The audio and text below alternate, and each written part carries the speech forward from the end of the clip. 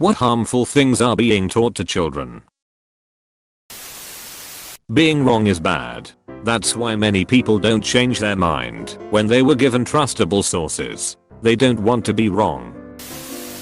No is a bad word. It's a strong word, but not a bad one. Nobody cares about children/teens issues. Well, it's only going to get worse from here. You think school is hard? Have you ever paid a fucking bill? You're just a kid. You can't feel this way. It breeds an emotional disconnect from parents and their kids, and makes kids feel alone in their emotional struggles. That nobody cares, because they are not adults and they don't have adult problems. Listen earnestly to anything your children want to tell you, no matter what. If you don't listen eagerly to the little stuff when they are little, they won't tell you the big stuff when they are big, because to them all of it has always been big stuff. Catherine Wallace. Children do learn about sex at a young age. It just isn't usually in a productive way. I know I did. My own experience. Questions like this are why I believe in being infinitely clear with my kids. You are going to hear total crap from other kids. If you hear something you don't understand, come talk to me. You can ask me anything and expect a decent answer. And I would give examples of the total crap I had heard as a kid, most of which would result in pregnancy. Son, age 6. Daughter, age 7. Riding home from school, daughter says Tiffany said she had sex with my brother, which left me a grand total of 3 minutes to gather my wits before we got home.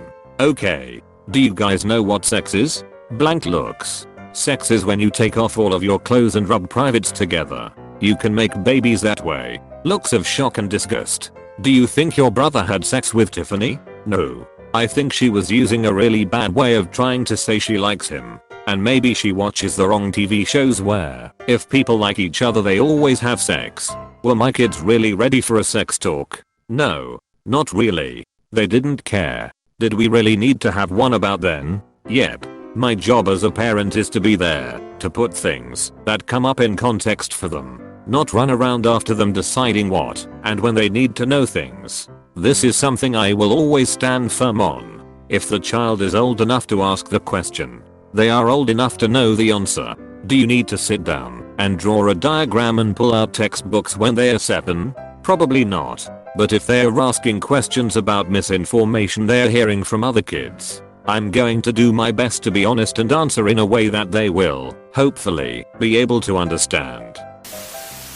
Probably not harmful, but in kindergarten we were prohibited from playing soccer because it was too dangerous. We were kindergarteners. We probably would stand there and kick the ball, not go full on FIFA or shit. Edit, what the F. Thanks for the upvotes guys. U/Darkhelix_ grew up to be Sergio Ramos. Kids are starting social media so early these days. And I think that's very dangerous because it puts a lot of pressure on the kid to attribute their worth to their social media success. I also think parents are way too open with their social media when it comes to their kids. And it's totally a violation of the child's privacy, of which some parents will never admit. The amount of parents I see on social media just sharing everything that happens in their child's life is astounding. Maybe Bobby doesn't want everyone to know that tried out for the school play, but he didn't make it. That may not be a big deal to you, but Bobby might be really upset right now, and having everyone his mom knows giving opinions on the subject probably won't help. Teaching them that it's not okay to fail. Some people need a little more time than others. It's okay to not get something now. Kids should be given more time to process things. Imagine having a poor grade because of a low score from the beginning of the year. How can we show children that it's not pass or fail? It's try and improve. To repress their emotions, it will only cause them to bottle them up and accumulate them to the point of exploding in an instant. That failure is bad. Failing should not be considered as an obstacle, but a step in the learning process. Demonizing the failure and stigma associated with it makes many children lose their interest once they fail. This but also the humiliation that comes with failing. If failure is to be considered a learning process, then people need to be taught not to laugh at the people who have failed. I think what we are not taught is more harmful.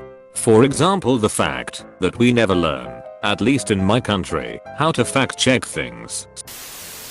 No backtalk. Many adults use it as you're not allowed to challenge what I have to say. Makes sense if it's a cranky toddler being negative for negativity's sake. But suddenly older children can't question things or raise valid points of their own. Grew up with a parent who was a lawyer. I was always allowed to argue my point. There were many times where she still won because she was the parent in the situation. But she would always justify why, and I could always make my case. And sometimes I won too. My husband was raised to react when mom and dad say jump, you say how high. His parents still say jump and are now pissed that my husband is a grown ass man and has his own family and ideas and needs and they can't reconcile it.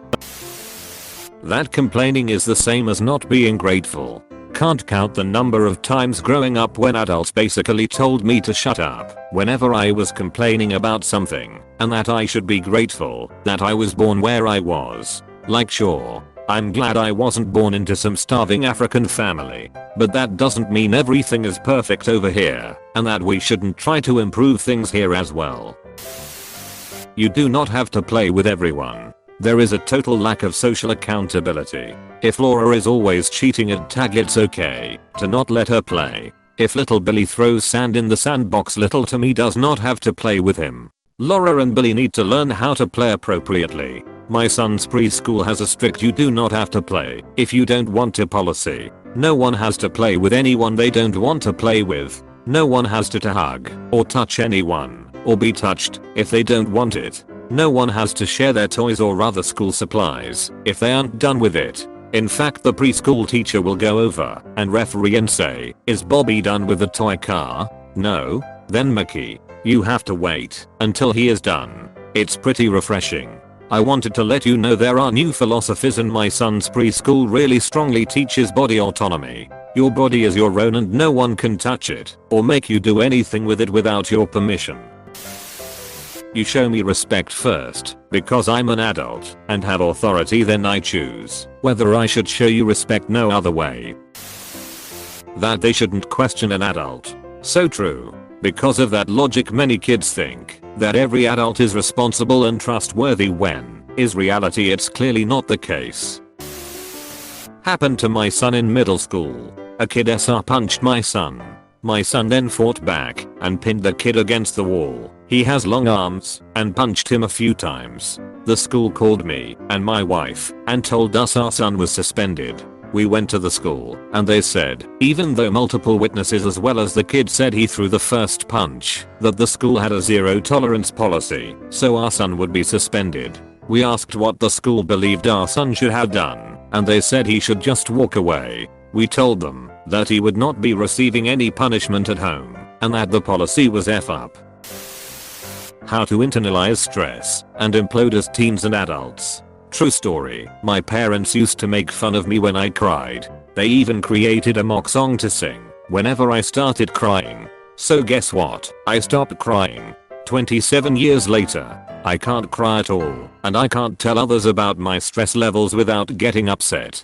BTW. My parents are really nice people, but I was their first child in the early 90s, so they didn't really know how to deal with a crying child. She's younger than you. Just let it go. Can't you be more compassionate? You're the older one here in this situation. She's a little child. She doesn't know any better. Absolutely hate this information that was drilled into me since I was a kid. Edit. I think children under the age of 3 are an exception to this though. I was referring to the 5 to 12-year-olds who could get away with stuff because they were younger. In a nasty divorce, the parents may only talk about each other's bad qualities and the kid or kids may have an issues with their parents. Political views. At ages that children are really too young to understand them, they just spout off their parents' thoughts.